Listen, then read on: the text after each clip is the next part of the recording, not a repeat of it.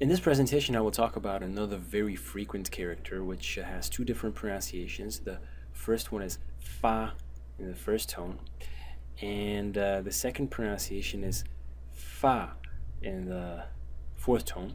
And I would not really take my chances with guessing which one of these two pronunciations is the more frequent one.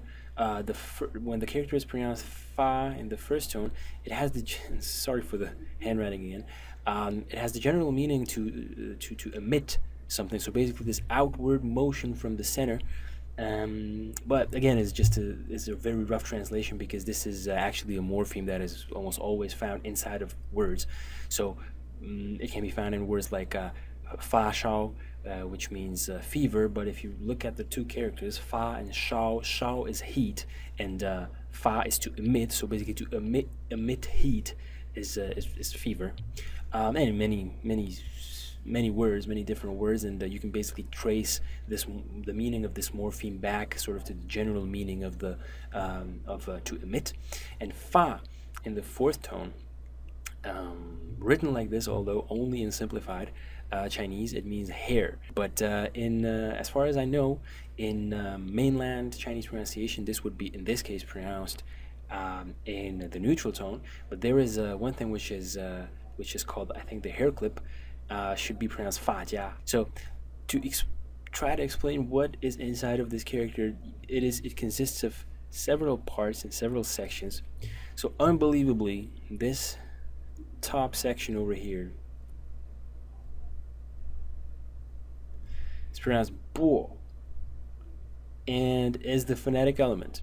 So probably, because why I said unbelievably is that usually the phonetic elements are over here somewhere, so on the left side of characters, or beneath characters, or around characters, but rarely seen, not rarely, but less likely seen like this, and even less likely seen on the right side of characters. So that's why I said unbelievably, and unbelievably because the pronunciation of this element over here is bo, and the pronunciation of the two pronunciations of this character are fa and fa. So again, the pronunciation a long time ago when this character was created was of this element over here was probably much closer to the pronunciation of the character as a whole than it is today. And then there are two elements in the bottom of the character. One is this one, which is pronounced gong, and is a bow, like a bow and arrows, this type of a bow. And then we have the right side, which is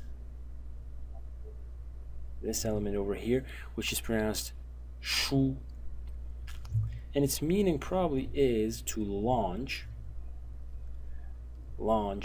arrows, and so the meaning together is to launch arrows with a bow. And so basically to launch, to emit. And in older versions of the character, I've read that this whole element over here, this one, this shu, used to be this character, and the meaning of this character is really an arrow. So it used to be a bow launching an arrow with the phonetic bo on the top. So let me show you how to write this character. Start at the top, left element, and then these two piw̒t strokes. Again, the full form looks like this, so it's only a very, very short version of the stroke. This long na stroke. You go 1, 2, and this is one stroke. So pretty complicated actually if you look at it, because sometimes you don't know what is one stroke, what is two strokes. So let me do that again.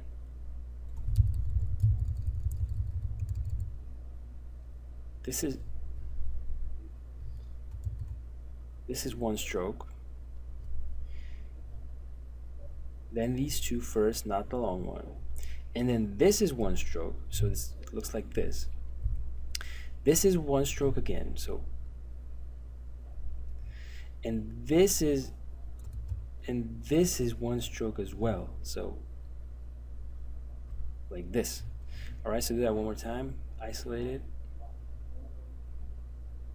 Like this. All right, and then Another tricky part, one stroke, piw̒t. And again, this little stroke over here that I just did is the same stroke type as are these two strokes, but its full form is this. So this one over here actually resembles much more to this one than these two, the two small strokes over here on the top right side. But they're actually the same stroke type. Let me see if anywhere else we have this stroke type. No. And you continue. So this is, again, this is one stroke. So let me just do that in an isolated way. This element, 1, 2, like that, and then you finish it off like this. And notice this stroke, let me change colors because it's starting to get a little bit messy over here. So this element over here and this element over here are the same. See that? They're just different sizes because they are at different places in the character. And let me change colors again just to make it clear. And this stroke over here and these two strokes over here, they're also the same. They're just, again, their sizes are different, so their shapes are different as well when they're in that different size. All right, so let me do that again without all the mess.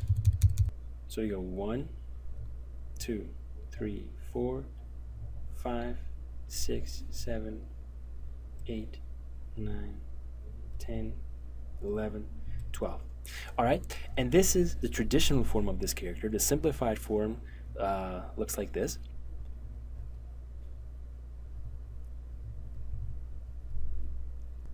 So let me do that one more time.